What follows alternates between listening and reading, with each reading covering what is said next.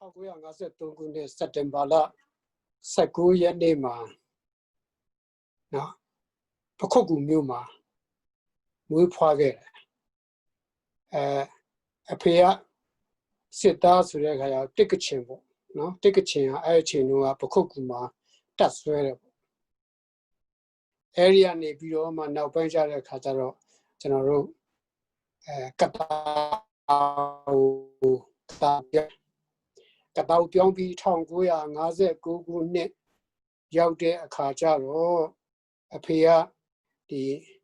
ဘူတင်တန်းတက်ဖို့အတွက်ရွေးခံရတယ်ရွေးခံရပြီးတော့မှခုတ်ကူမှာမေမြို့သွားပြီးမှကျန်ဒီစစ်ပညာသွားတင်ရတယ်ပေါ့လေဘူတင်တန်းသွားတက်ရတယ်ပေါ့အဖေကတော့ဆွမ်းပြောလို့ချင်းပြောရမယ်ကျွန်တော်အဖေကချင်းခဏပမာစစ်တပ်ကဘူမခေါ်မွန်းပေါ့နော်တိုက်ပွဲချဆုံးသွားပါပြီအမေကတော့ဒေါ်ရင်နူဗုဒ္ဓဘာသာပမာလူမျိုးတယောက်ဖြစ်တယ်ပြင်မနာသူဖြစ်တယ်အဖေဒီမေမျိုးပြီးတော့ဘာထူးနော်ဒီဘူတင်တန်းတက်ပြီးတဲ့အခါမှာညောင်လေးပင်တပ်မဟာ7မှာသူကဆွမ်းပြောလို့ဒုဘူဖြစ်နေစတင်ပြီးတော့မှအမှုထမ်းဆောင်ရတယ်အဲဒီခါမှာကျွန်တော်တို့မိသားစုတွေကလည်းအဖေရှိတဲ့ညောင်လေးပင်မြို့ကိုကျွန်တော်တို့ကချင်းဒီပြောင်းရွှေ့ခဲ့ရတယ်ပေါ့နော်ကတားကနေညောင်လေးပင်ကိုပြောင်းရွှေ့သွားခဲ့ရ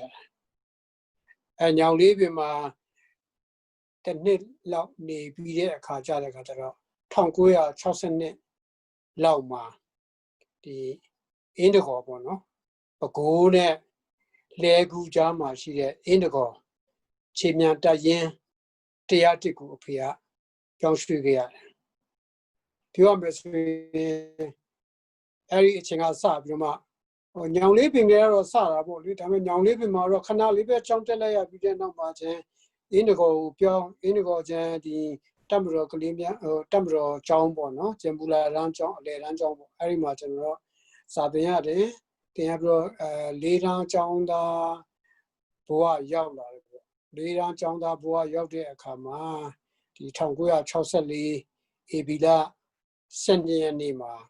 အဖေကဆွမ်းပြောလို့တိုက်ပွဲကျသွားတယ်တိုက်ပွဲကျသွားပြီးတဲ့အခါမှာကျွန်တော်တို့မိသားစုတွေတက်ကနေပြီးအမေရဲ့ဇာတိဖြစ်တဲ့ပြင်မနာကိုကျွန်တော်ပြောင်းခဲ့ရတယ်ဒီပြင်မနာမကြီးတော့ရက်ွက်မှာနေတယ်ပေါ့လေနေပြီးမှကျွန်တော်အဲ့မှာဆွမ်းပြောလို့အလေတန်းနော်9တန်းကိုအမှတ်1အထကပြင်မနာမှာကျွန်တော်ကြောင်းတက်ခဲ့ရတယ်ပြီးတဲ့အခါမှာ6တန်းရောက်တဲ့အခါမှာဒီမိထီလာတပ်မတော်ကလေးများအစိုးရအထက်တန်းကျောင်းကိုဒီကျောင်းအိတ်ကျောင်းသားအဖြစ်နဲ့ကျွန်တော်သွားပြီးတော့မှဒီစစ်တပ်ရဲ့ပေါ့နော်တပ်မတော်ရဲ့ချင်းစတိုင်ပင်နဲ့ကျွန်တော်အဲ့မှာသွားပြီးတော့မှကျောင်းလိုက်တယ်ဒီတပ်မတော်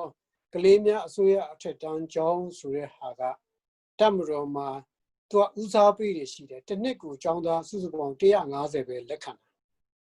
နော်လက်ခံတဲ့အခါကျတော့ဦးစားပေးတွေကဘာလဲဆိုရင်တိုက်ပွဲမှာကျသွားတဲ့သူတွေရဲ့သားသမီးတွေနံပါတ်1ဦးစားပေးနံပါတ်2ကတိုက်ပွဲမှာဒဏ်ရာရပြီးတော့မှမစွမ်းမတန်ဖြစ်သွားတဲ့စစ်သားတွေရဲ့သားသမီးတွေနံပါတ်3ကတော့လက်ရှိတပ်မတော်မှာတာဝန်ထမ်းဆောင်နေပြီးတော့ဒီကလေးတွေများတဲ့အတွက်ကြောင့်မလို့နော်အခက်အခဲရှိတဲ့တပ်မတော်သားတွေရဲ့သားသမီးတွေအဲ့ဒါတွေကိုဦးစားပေးပြီးတော့မှဆွမ်းပြောလို့စတိုင်ပေးတယ်အဲ့မှာကျွန်တော်တို့ဆွမ်းပြောလို့အဖေကတိုက်ပွဲကြတဲ့သူတယောက်ဖြစ်တဲ့အတွက်ကြောင့်မလို့ကျွန်တော်အဲ့မှာချင်း6တန်းနှစ်မှာကျွန်တော်ဗာဖြစ်လဲဆိုလို့ရှိရင်ဒီတပ်မတော်မိထီလာမျိုးတပ်မတော်ကလေးများအစိုးရအထက်တန်းကျောင်းမှာကျောင်းရဲ့ကျောင်းသားအဖြစ်နဲ့ကျွန်တော်ဗာလဲစတိုင်ပေးရခဲ့တယ်ဆွမ်းပြောလို့မိထီလာတပ်မတော်ကလေးများအစိုးရထက်တန်းကျောင်းဆိုတဲ့ဟာကသူကဒီမိထီလာတပ်နယ်အတွင်းမှာရှိတဲ့တပ်တွေကဒီတပ်မတော်သားတွေရဲ့သားသမီးတွေဟိုအဲ့မှာကျန်အခုလာပြီးမှအဲ့ကြောက်မှထားတာဖြစ်တယ် Ajaro the Pyomas in Tamroclimia, Soya, Ted down Jonga, Loha, Goza Guzatama, Goya, I know her, Tamro, the Hari, at other meeting with it. I tell my general, so Bora, a pin, a Yuche, Canada, Bogu, dear, and Azia, item of it, Bare. Jonga Doro, there was up today, Doro Gone. Sigan a kidon solution, General Mapi Maro. Meglado Machide on Santuria La Downtown BB solution no the Myitkyina Machide the Tamro Glimia Asoya attack downtown ha and Name Gizo body. Sikan Akolonga Sikan die John G solution Captain Pite Bora O solution Aya Campu Pite no Piroche General PT Piara Ribari Alonga Tamro and Tamro Dari Pite. John Masuria John G. The Swan Buresia Siamata Chua solution. So Belgian, Yem, Yemi, no, the Tamro to a mute media.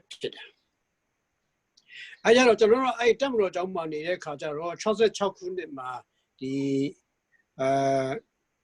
Manly Martin, John Apollo looked at Kama, General John Diplomat, the John Daria, General Bora, John Daria, but the Sibia Kana, she did, yeah, I'm a general as one builder. The Nepal lodi chicken sip in your Myitkyina, Ne Pupurama, Sitari, Genoria, training singer. The chosen lodging, the DNA, Tarnet, the dancing in the movie leisure at all at TD by TP, the LOT Genoria, the Sissigane and the body, General Nila Tana. Piroche Manet solution, Menangana, PDP, PDP, and Abido Yembocho. Mensa Piroche Assembly Ground, Dobroma dance, a leap body, Daria Son Dolo, General Patan Lagare, sit down there and Nisa de Sure, John, we mount to Bellu to do best in Pit. I don't know, Mularan John da Boa, Bianjime solution, General Galia Sapata was not Yamba. Sapata come as one of the General Kidra solution, no, Najatan, which two body, Lenalola with two. I do all part of solution, Malone Lotter at the day, Aram Najatan solution, so no all part of Kataro, feeling better so Lily Low Langalong to Resa Pama and Guy Pitaboni. Yado Apeti Sa Pate Kamale, so I will Suzagani, Piroshe, the to the bit of Suzagani, now to do Susan Shapure, Saudi, Yado Ari Puppet. Now, at the green in the Yara, Kataroba, Badabian Sapi, Puppet. Badabian Sapi, as one goes to Uma, Juba, you might need to put no Nanga in the Patet Sao Muri, Piroje, Ziwa in a Patebro, we Gondero, Shui Gondero, Gina Gondero, Sure Hamuri, Piroje, the spine with two ribbon, and a Muri, and Yazo, or Packet, General Net has one build. The South Lele, Lele Pato, the Tanto leader loves solution, General South Lepate Haria, Cornashit, John Really. So, yes, Sapata was a look at the John Bonnie. Area, but the General at week of wow, down easy. I palette South here, dear, General Matisi Temar, as one to Lena Swenian. Done it. General, the so below Tango, Chaucer, the Tanguya Chaucer Chobo, no, Chaucer Choma, Myitkyina net one day, Nebiaka, Amea, Mokwena Maru, so you imagine, Chaucer Con, Quentan Jonda Nizaro, Gimana, Biancore, I Gimana, the Amati Joma, Bianide, Quentan Jonda. Quentan Jonda, Nebia, Kama, Shidanitaro, Quentan Jonda, Sam Jatana Lava, Lam to Peter for Secuma. I had a roger shit down on that water like a mere general Myitkyina Piampu. I am Myitkyina, my general Piampu, Myitkyina, shit down, Kuran, Sedan,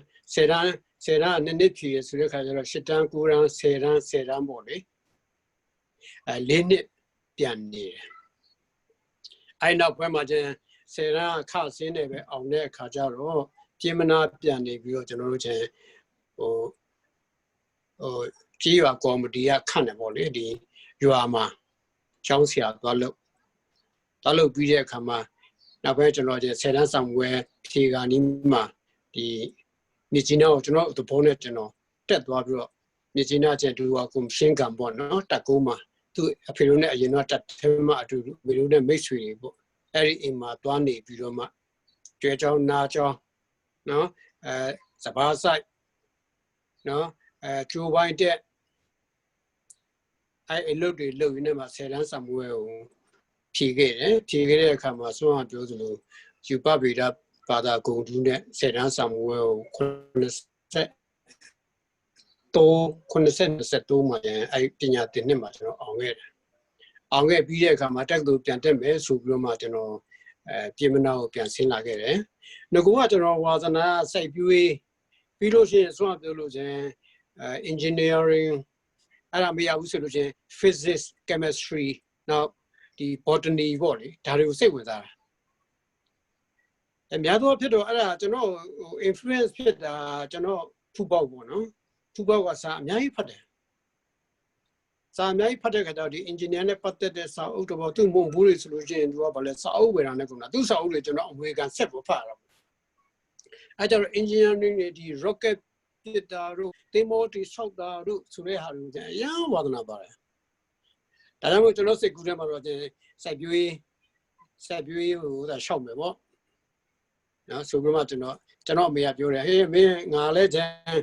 စာမတတ်ဘူးဆိုတဲ့အခါကျတော့ဘာသာရှောက်ရင်ကောင်းတယ်ဆိုတာမသိဘူးမင်းအကူဖူပေါက်ရန်ကုန်မှာရှိတယ်ရန်ကုန်မှာသွားမင်းအကူစီအကြံဉာဏ်ယူဆိုပြီးမှလွတ်လို့ကျွန်တော်ရန်ကုန်ဆင်းသွားရန်ကုန်ဆင်းသွားတဲ့အခါကျွန်တော်အကူနဲ့တွေ့တဲ့အခါကျတော့ကျွန်တော်အကူကဘာပြောလဲကျွန်တော်စိတ်ကူးထားတဲ့ဟာတွေပြောပြတဲ့အခါကျတော့မင်း engineer လည်းမရနိုင်ဘူးမင်းရရင်တော့စိုက်ပျိုးရေးပဲရမှာအဲကြတော့စိုက်ပျိုးရေးဆိုလို့ရှိရင်တော့ဆွမ်းပြင်းမနာမှာတက်ရမယ်ခုငါမျိုးအကြံပေးခြင်းနဲ့အဲ့ဒီအချိန်မှာအကူကရဲအကူစီရေးလုပ်နေတာဟုတ်ဆိုတော့မင်းဥပဒေပညာသင်ဥပဒေကိုယူအခုဒီရန်ကုန်တက္ကသိုလ်မှာပဲရှိတယ်ဆိုတဲ့အတွက်ကြောင့်မလို့ကျွန်တော်ကဘာဖြစ်လဲဆိုတော့အကူကကျွန်တော်မိရန်ကုန်တက္ကသိုလ်သွားကြည့်လိုက်ဦးကျွန်တော်နဲ့ကျွန်တော်ကာဇန်ပေါ့ဗျာကျွန်တော်အသက်9လလောက်ပဲနေတယ်တငယ်ချင်းလို့လည်းဟုတ်တယ်ကာဇန်ပေါ့ကျွန်တော်နှစ်ယောက်ရန်ကုန်တက္ကသိုလ်လေးရှောက်ကြည့်ကြတယ်ရှောက်ကြည့်ကြတဲ့အခါကျတော့ဒီအဆောက်အဦတွေကလည်းဆိုတော့ပြောလို့အရင်တကုံဆောင်ပေါ့ဗျာတကုံဆောင်နားရောက်တဲ့အခါကျတော့ကံကိုပင်နဲ့စိမ့်ဆူဆူနဲ့ပြီးတော့အဆောက်အဦတွေကလည်းအင်္ဂလိပ်ခေတ်ကလေးကဆောက်ခဲ့တဲ့ဘော်ဒါဆောင်တွေဆိုတဲ့အခါကျတော့ခန်းကညာပေါ့ဗျာအဲ့ဒါနဲ့ကဲဥပဒေပညာပဲဥပဒေပဲတက်တော်မယ်ဆိုတော့ဥပဒေကိုရွေးမိသွားတာအမှန်မှန်တော့ကျွန်တော်ကတက္ကသိုလ်မှာဥပဒေသင်တယ်ဆိုတာသိတဲ့ကောင်မဟုတ်ဘူးနောက်ကျတော့တက္ကသိုလ်ကရှောက်တဲ့အခါကျတော့တက္ကသိုလ်ကနေပြောဆိုပါပြောကျွန်တော်ဥပဒေကျောင်းသားအဖြစ်နဲ့လက်ခံပါတယ်ဆိုပြီးတော့မှဒီစာရောက်လာတာကျွန်တော်အမေရဲ့အမျိုးတွေအားလုံးထဲမှာတော့ဒီနေ့နေလို့စကား10လုံးလောက်မပြောတဲ့ကောင်ကမလေးရှင်းနေတင်တန်းတက်တဲ့ဆိုတော့အားလုံးအံ့ဩနေကြတော့ဗျာဒီလိုလည်းပဲကျွန်တော်ရန်ကုန်တက္ကသိုလ်ရောက်လာတယ်ရောက်တဲ့ခါကျွန်တော်အကူကကျွန်တော်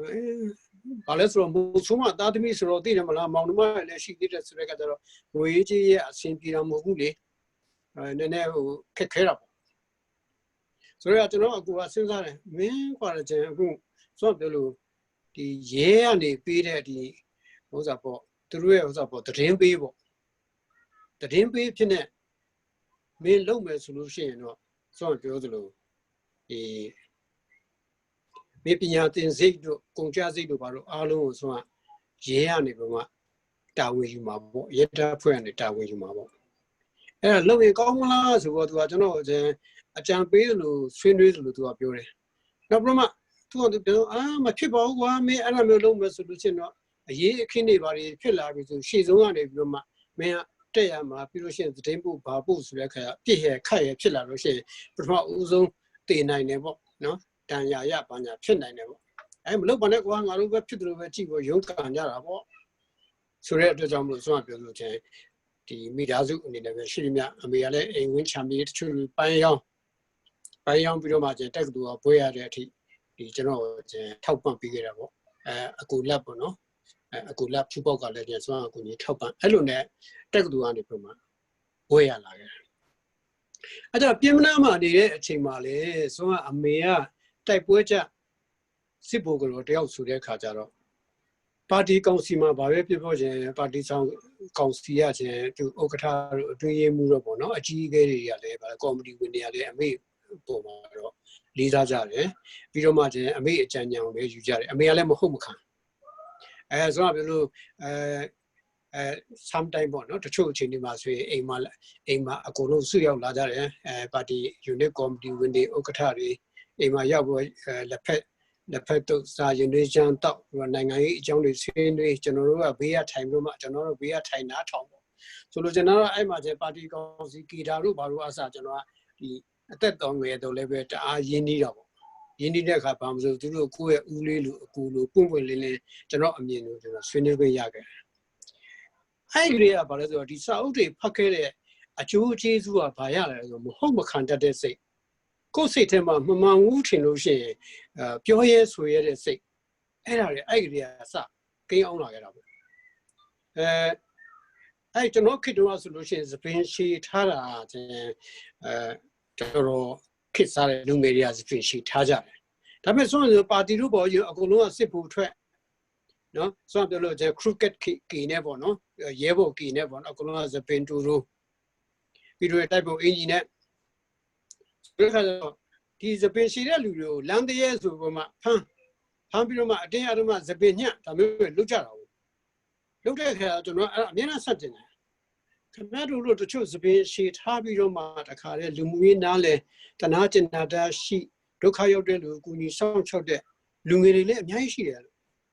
တချို့သပင်တို့တိုက်ဖို့အင်ကြီးဝတ်ပြီးမှမဟုတ်တာလုပ်တဲ့လူငယ်တွေလည်းအများကြီးရှိတယ်လို့ဒါခင်ဗျားတို့ရုပ်ပိုင်းဆိုင်ရာပုံစံသွင်းလို့ဒီပုံစံသွင်းတယ်ဆိုတဲ့အဓိပ္ပာယ်မရှိဘူးဆိုပြီးတော့မှဒီအငင်းခုန်တွေဖြစ်ကြတယ်ပေါ့ပြောပြဆုဖြစ်ကြတယ်ပြီးတော့မှခင်ဗျားတို့ပါတီကေထာသာပြောတယ်လို့တိုက်ဖို့အင်ကြီးတကားကားနဲ့သပင်လည်းတူလို့ကျစီတဝင်းဝင်းနဲ့နော်ခင်ဗျားတို့ကလူဒန်းစားအစ်စ်ကေထာဆိုတဲ့လူဒန်းစားအစ်စ်တရက်လူဖြစ်နေတယ်တရုတ်ပြည်ကကေထာတွေကတောင်သူလယ်သမားကေထာဆိုလို့ရှိရင်တောင်သူလယ်သမားတွေလည်းဂျားတဲ့ရောက်သွားလို့ရှိရင်ကေထာလားတောင်သူလယ်သမားလားဆိုတာခွဲခြားလို့မရဘူးထိုနည်းတူသောပဲအလုတ်သမားကေထာဆိုလို့ရှိရင်အလုတ်သမားတွေဂျားတဲ့ရောက်သွားပြီဆိုရင်ကေထာလားအလုတ်သမားလားဆိုတာခွဲခြားလို့မရဘူးခင်ဗျားတို့ကြောင့်လူဒန်းစားအစ်စ်တရက်လူဖြစ်နေတယ်ကြည့်လိုက်တာနဲ့ဟာဒါပါတီကေထာဆိုတဲ့ဟာထင်ရှားနေတယ်ဒါတွေကမကောင်းဘူးပေါ့လေအဲကြောင့်လည်းအဲ့ပါတီကေထာတချို့ပြောအေးကွာတဲ့အဲ့ဒါစာအုပ်ထဲမှာရှိတာပါကွာတဲ့အပြင်ထဲမှာတော့ဒီလိုကဘယ်လိုမှမဖြစ်နိုင်ဘူးဆိုလိုချင်တာကတော့ဒီစာအုပ်စာပေဖတ်ခြင်းနော်အဲ့အသိစိတ်ဓာတ်တွေကိုကိုကစဉ်းစားဆင်ခြင်မှုတုံ့တက်လိုက်တဲ့အခါမှာကိုယ့်ရဲ့မသိစိတ်ထဲမှာမဟုတ်တာမမှန်တာဆိုရင်မခံကျင်တာပြီးတော့ဟုတ်တာမှန်တာဆိုရင်ထောက်ခံတာပြီးတော့မှအများအကျိုးအတွက်သူတစ်ပါးအကျိုးအတွက်ဆိုလို့ရှိရင်စွန့်လွတ်စွန့်စားအနစ်နာခံနေတဲ့စိတ်ဓာတ်တွေဖြစ်ပေါ်လာစေတာပြီးလို့ရှိရင်ဒီကျူပပြည်မှာကျန်နေတပွင့်ဆိုဖတ်ပြီးတဲ့အခါမှာဆိုရင်မဟုတ်တာမတရားတော်လန်မယ်ဆိုတဲ့စိတ်မျိုးတွေတော်လန်ရေးစိတ်ဓာတ်တွေဒါမျိုးတွေဖြစ်ပေါ်လာခဲ့တယ်ဒါမို့ကျွန်တော်အကြောင်းကျွန်တော်ပြောရင်းနဲ့ချင်းလူငယ်တွေကိုလည်းနားထောင်တဲ့လူငယ်တွေကိုကျွန်တော်ပြောချင်တာစာမျက်နှာဖတ်ပါနော်စာမျက်နှာကိုစောင့်ထဲလက်တွေ့နိုင်ငံရဲ့တိုင်းပြည်ရဲ့အရေးလူမျိုးရဲ့အရေးနော်အဲ့ဒါတွေကိုစဉ်းစားပါအဲ့လိုတိုင်းပြည်အရေးလူမျိုးရေးလုပ်တဲ့အခါမှာကိုဖတ်ထားမှတ်ထားတဲ့စာအုပ်တွေတဲကအသိပညာတွေကိုအသုံးချပေးပါလို့ကျွန်တော်အဲ့လိုတိုက်တွန်းလို့ရပေါ့ဒါနဲ့ကျွန်တော်တက္ကသိုလ်ရောက်တဲ့အခါကျတော့ကျွန်တော်ငယ်ငယ်လေးတဲ့ကျွန်တော်ဘာတစ်ခုဝါသနာပါလဲဆိုတော့စစ်တိုက်တာအရန်ဝါသနာပါတယ်နော်ကျွန်တော်ကြည့်လိုက်စစ်ကားတွေကြည့်လိုက်လို့ရှိရင်ဒီတက်စစ်ကားတွေများတယ်ဒါကြောင့်မို့တက္ကသိုလ်ရောက်တဲ့အခါမှာဆိုတော့ UTC ပေါ့ဗျာတက္ကသိုလ်အရန်တက်ရင်ပေါ့နော်တက္ကသိုလ်အရန်တက်ရင်ကျွန်တော်ရှောက်တယ်သူကဘာလဲဆိုလို့ရှိရင်ဒီကျမကြီးစစ်တာပါအကုန်စစ်သားတယောက်လို့အကုန်စစ်ပြီးမှသူကစစ်အောင်မှကျွန်တော်တို့အဲ့မှာချင်းတက်တာအဖြစ်နဲ့လက်ခံတယ်အဲ့ကတပတ်မှာဆိုတော့2ရက်3ရက်ဆိုလို့ပေါ့နော်သူတို့ချင်းဆိုတော့စစ် uniform ဝစ်ဆိုဖနက်ကအစခြေကအစစွတ်ကြရအစအကုန်အပြည့်အဝကျန်ဒီတက်တူကျောင်းသားတွေထောက်ပံ့ပေးတယ် UTC ရဲ့အဲ့ကျွန်တော်တို့ကလည်းဆင်းရဲတယ်ဆိုတော့အဝေစားသက်တာတော့ပေါ့ဗျာတပတ်မှာချင်း2ရက်3ရက်လောက်အဲ့ကိုသွားဖို့ training ဆင်းရတယ်ဆိုတဲ့ခါအဲ့နေ့ဆိုလို့ရှိရင်တော့ uniform နဲ့ပေါ့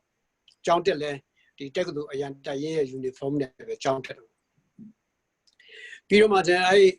ဒီနွေရာသီចောင်းပြီးရက်တို့ဘာလို့ဆိုရင်ကျွန်တော်တို့ကဆွမ်းပြောလို့ကျန်ဒီဟိုဒါပေါ့ camp ထွက် camp ထွက်ပြီးတော့အဲ့မှာဆွမ်းစစ်ပညာကိုကျွန်တော်သင်ရတယ်နော်ဆွမ်းပြောလို့ကျန်ကိုစီတိုက်ပွဲတို့နော်ညအချိန်ချီတက်ချင်းတို့ ambush ဘယ်လိုလုပ်မလဲကို ambush လုပ်လို့ရှိရင်ဘယ်လိုပြန်ပြီးတော့မှခုကမလဲဘယ်လိုပြန်တိုက်မလဲအစရှိတဲ့ဖြစ်ပေါ့နော်ပြီးလို့ချင်းစစ်ကားတွေကိုပြတယ်စစ်ကားတွေဆိုအဲ့မှာကျန်ဗမာလူဘေးကပြောပြီးအရေးကြီးတဲ့နေရာဆိုလို့ရှိရင်ဥပမာကျွန်တော်မှတ်မိရဆိုရင် the thin red lila the red lila နာမည်တော့ကောင်းအဲ့မှာဆိုလို့ရှိရင်ဆိုတာဒီ line betting ကျိုးပေါ့နော်ကျိုးတွေပဲပုံပဏိအသုံးပြုရတယ်အစပြုတာတွေနော်ဒီစစ်ပညာနဲ့ပတ်သက်တဲ့ဟာတွေကိုရုပ်ရှင်ပြရင်းနဲ့အဲ့မှာဆိုတော့ပြောလို့ချင်းဟိုဗမာလူပေါ့ဗျာပြန်ပြီးတော့မှနေရာမှာရှင်းပြဆိုတဲ့အခါကျတော့ကျွန်တော်တို့ဒီတက်လူကျောင်းသားတွေကပါဖြစ်သွားလဲဆိုတော့တင်တန်းသားတွေကပါလဲဆိုဟိုနားလေသွားတော့ဘလို့ကိုယ့်ရဲ့စစ်ပညာနဲ့ပတ်သက်လို့အဲဒါကြောင့်မို့ကျွန်တော်တို့တွေကအခုဘာဖြစ်လဲဆိုလို့ရှိရင်ဒီလူငယ်တွေပေါ့နော်ခဏမျိုးဆက်တွေတိုက်တွန်းနေတာပါလဲဆိုလို့ရှိရင်ဒီ spy နဲ့ပတ်သက်တဲ့စစ်ပညာနဲ့ပတ်သက်တဲ့ဝိထုတွေရုပ်ရှင်တွေနော်ပြီးတော့ရာဇဝင်ကားတွေနဲ့ပတ်သက်ပြီးတော့မှထင်ရှားတဲ့ဒီဟိုစားပေါ့ရုပ်ရှင်ဇာတ်လမ်းတွေဒါတွေများများဟိုဖတ်စေခြင်းနဲ့ကြည့်စေခြင်းနဲ့ပြီးလို့ရှိရင်ကိုယ့်ရဲ့စိတ်ဓာတ်ကိုနော်ဟိုမြင့်တင်စေခြင်းနဲ့ကျွန်တော်လည်းဒါကြောင့်မလို့ကျွန်တော်ပြောလို့ခဏဒီလိုအနေအထားမျိုးအထိပေါ့နော်ဖြစ်လာတယ်ကျွန်တော်ထင်တယ်ထားလိုက်ပါတော့ကျွန်တော်ဆက်ပြီးမှကျွန်တော်ပို့အောင်ဒါကြုံလို့ကျွန်တော်အမြင်ကိုကျွန်တော်ပြောပြတာပါ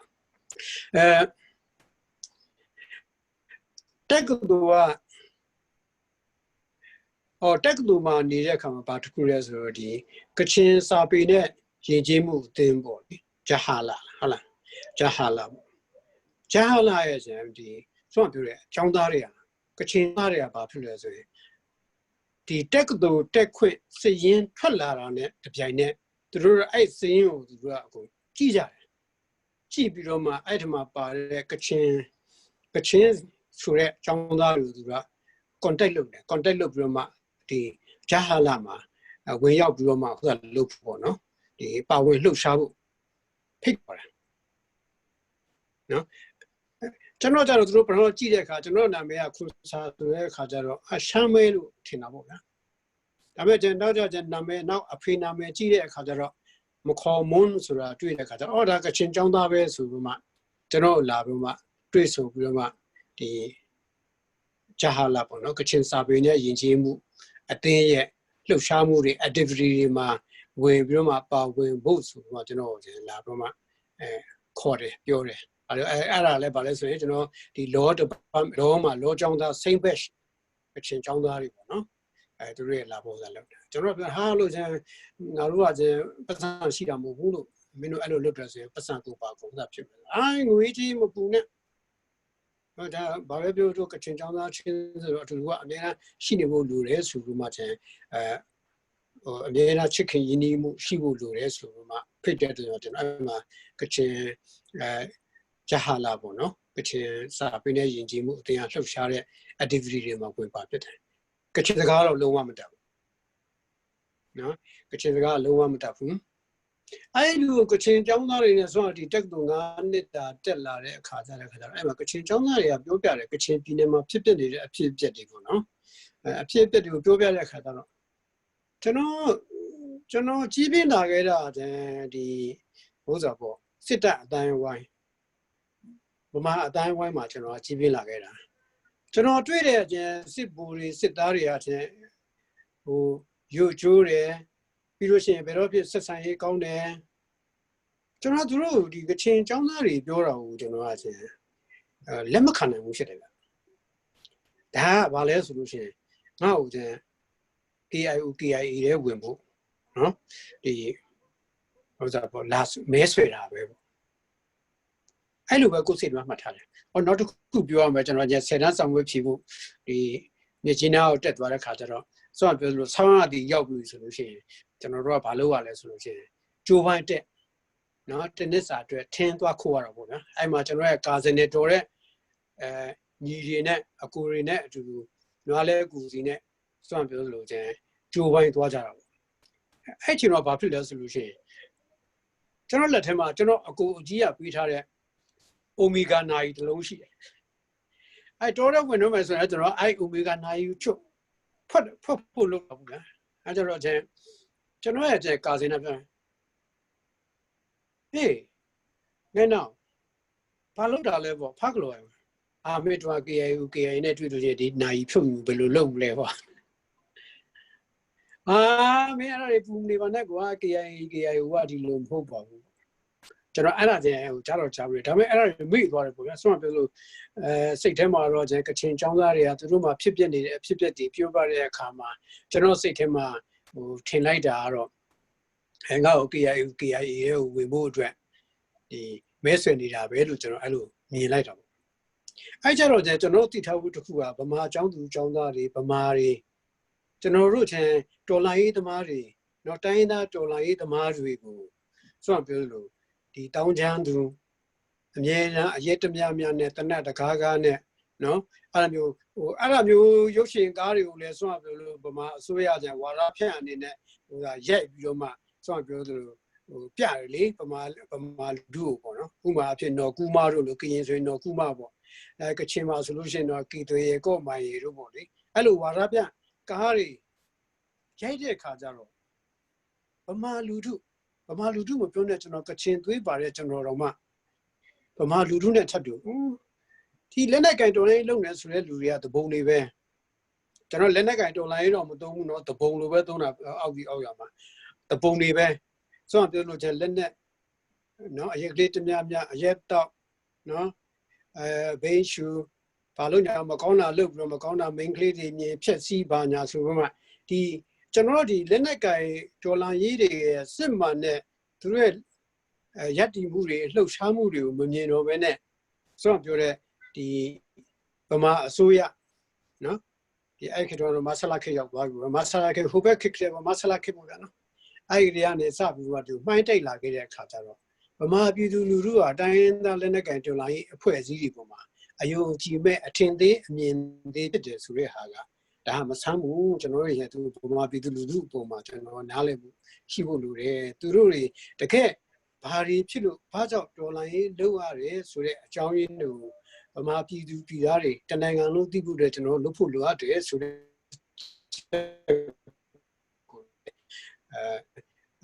ရှေ့အနာဂတ်အတွက်လုပ်တဲ့ကံတဲ့အခါမှာ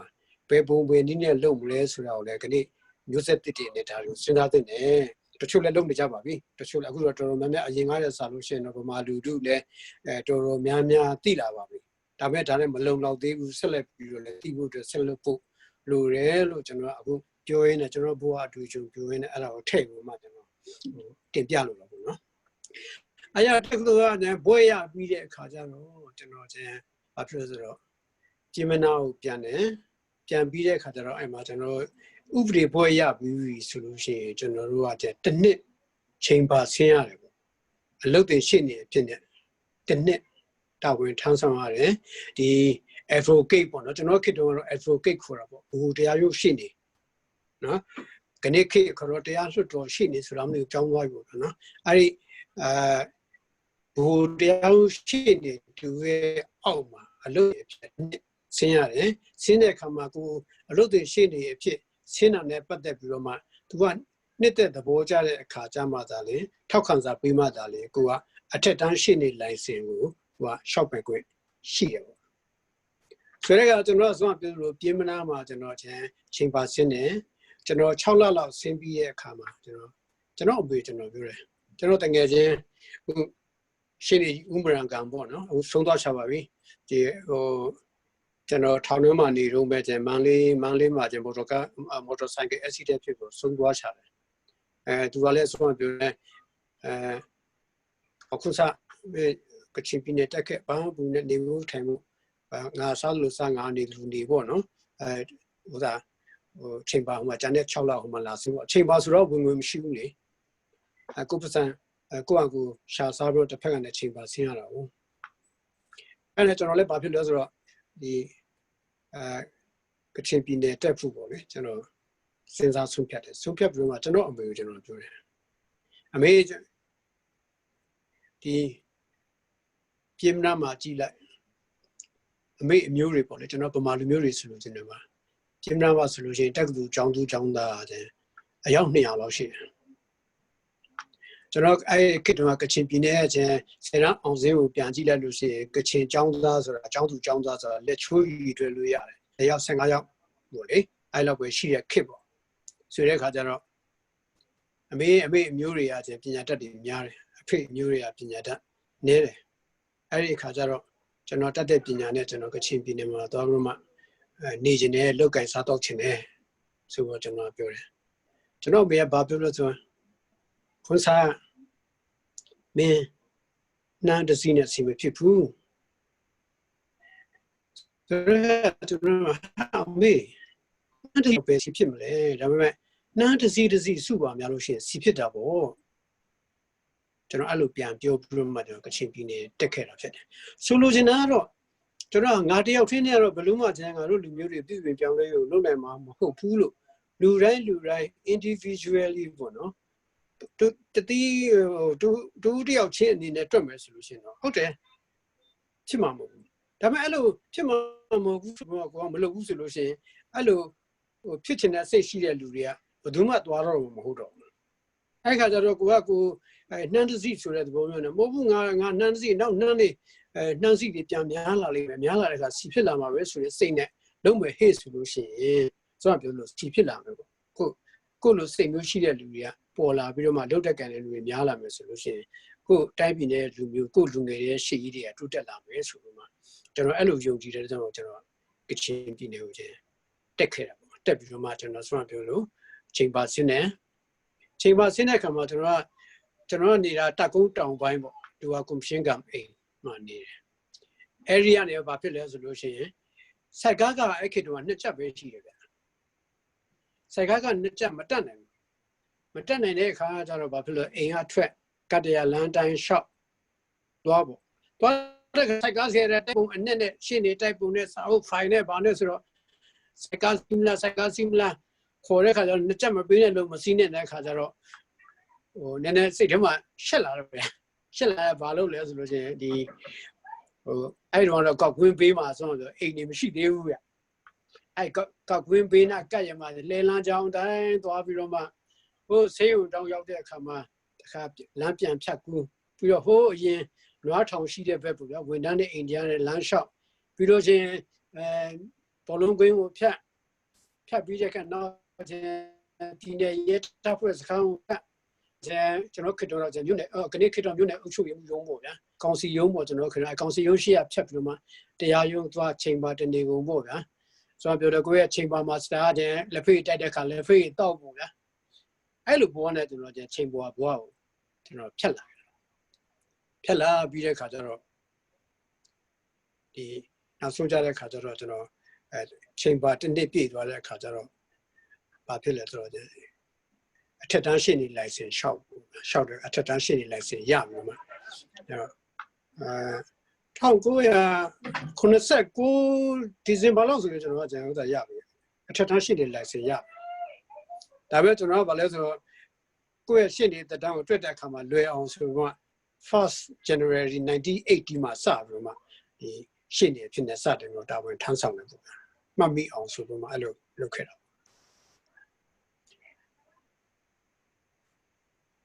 အဲ့လိုရှင်းနေစလုပ်တဲ့အချိန်မှာဆိုတော့တက္ကသိုလ်ကဖွေးရခဲ့တယ်ပြီးတော့ကျွန်တော်ဆိုလို့ရှိရင်တော့ဒီအဲ့ကလေးကဘာလို့ဒီကြောက်စိမ့်နဲ့ပတ်သက်တဲ့အလုပ်ဆိုရင်ပွဲစားအောင်ကျွန်တော်မလုပ်ဘူးဘာဖြစ်လို့လဲဆိုတော့နေ့တစ်ချိန် socialist စီးပွားရေးစနစ်တည်ဆောက်မှုဥပဒေပေါ့ဗျာ14တစ်15တစ်တို့ဆိုတာရှိတာပေါ့ဗျာဆိုတော့အဲ့ဒါတွေကဘာလဲဆိုတော့ကျွန်တော်ကချင်ပြည်နယ်ဆိုစိတ်အမှုတွေပေါ့အဲ့ဒါမျိုးတွေကိုများသွားဖြစ်တော့စသုံးလုံးပေါ့အထူးစုံစမ်းစစ်ဆေးဦးစီးဌာနကင်လေးရှိတယ်ဆိုတဲ့ခါကျတော့ကိုကတနေ့ကြလို့ရှိရင်ကိုအမှုတွေကကြောက်စိတ်အမှုဖြစ်လာကိုကလိုက်ရမယ့်အခါမှာကိုကဆွမ်းပြောသလိုဒီကြောက်စိတ်ပွဲစားလုပ်တယ်ဘာညာဆိုတဲ့ဒီ background ဒီ history ရှိနေတယ်ဆိုလို့ရှိရင်ကိုယ့်ရဲ့အမှုတွေနဲ့ပတ်သက်ပြီးတော့မှတရားခွင်မှာရင်ဆိုင်တဲ့အခါမှာဆွမ်းပြောသလိုတစ်ဖက်ကကိုယ့်ရဲ့အားနည်းချက်ကိုကြည့်ပြီးတော့ဒီအနိုင်ကျင့်လာမှာကိုယ့်ရဲ့အမှုတွေရဲ့အချိုးစီးပွားကို ပြပြဝဝမထမ်းဆောင်ပေးနိုင်ပါဘူးဆိုရင်ကျွန်တော်ကြောက်စိမ့်ပွဲစားတော့မလုပ်ဘူးကျွန်တော်ပြည်လည်းလုပ်ဖို့ဘူးနော်စားဖို့တော့ဖို့လောက်ပဲကိုရှိတာစီစဉ်လျှောက်သွားလုပ်နေရတာအဲ့လိုနေလာခဲ့တာပေါ့နေလာပြီးတော့မှရှင်းနေလောကဝင်လာတယ်အထက်တန်းရှင်းနေဖြစ်တယ်အထက်တန်းရှင်းနေဖြစ်နေလိုက်တယ်ပြီးတော့ကျွန်တော်ရဲ့ပေါ်စီကပါလို့ဆိုဒီကျွန်တော်အဲ့ခေတ်တုန်းကပါလဲဆိုရင်အဝေးရောက်ဥပဒေပေါ့ဗျာအဝေးရောက်တက်ကတော့အစီအစဉ်ရှိတယ်ဆိုတော့တစ်နှစ်မှတစ်ခါဆုံးရပြောဆိုချင်းဒီရန်ကုန်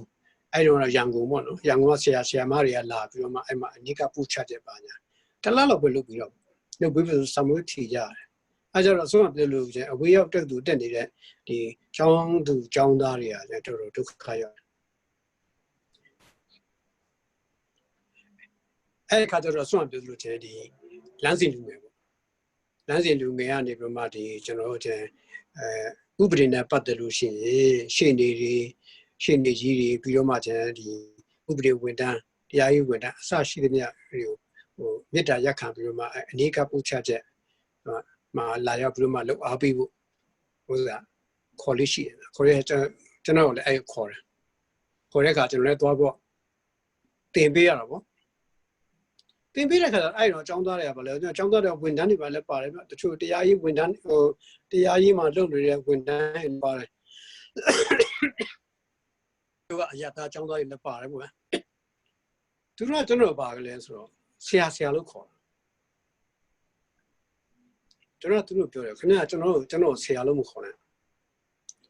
ခင်ဗျားတို့ရွယ်တူတန်းတူဆိုလို့ရှိရင်ကိုခွန်ဆအဲ့လိုပဲခေါ်ပါခင်ဗျားတို့ရဲ့ငယ်ရဲဆိုလို့ရှိရင်ကျွန်တော်ခွန်ဆာလို့ခေါ်လို့ရတယ်ခင်ဗျားတို့ရဲ့ကြီးရဲဆိုရင်ဦးခွန်ဆာကိုခွန်ဆာခေါ်လို့ရတယ်ဆရာတော့မခေါ်နဲ့ဘာဖြစ်လို့လဲဆိုတော့ခင်ဗျားတို့အခုကျဥပဒေပညာသင်နေတယ်ဥပဒေပွဲရလာပြီးတနေ့မှာခင်ဗျားတို့ကျရှင်းနေရှေ့ရလွတ်လာကြလိမ့်မယ်အဲ့လိုရှင်းနေရှေ့ရလွတ်လာတဲ့အခါကြလို့ရှိရင်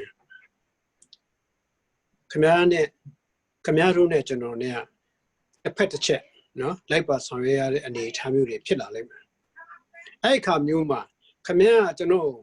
ရဲ့အမှုတွေရှိမှဆရာလို့ခေါ်လိုက်လို့ရှိရင်အဲ့အမှုတွေကခင်ဗျားပေါ်မှာယုံကြည်ကိုးစားမှုလျော့ပါသွားနိုင်တယ်ဒါကြောင့်လို့ခင်ဗျားတို့ကျွန်တော်ဆရာလို့မခေါ်ပါနဲ့နာမည်ခေါ်ပါဒါမှမဟုတ်ချင်းလေးစားသမှုအနေနဲ့ဆိုရင်ရှေ့ကကိုတက်တဲ့လဲတက်ပေါ့ဗျာဦးတက်တဲ့လဲတက်ပေါ့အဲ့လိုပဲခေါ်ပါဆိုကျွန်တော်ရဲ့သဘောထားပေါ့နော်ဘာဖြစ်လို့လဲဆိုတော့လူတွေဟာဆိုတော့ပြောလို့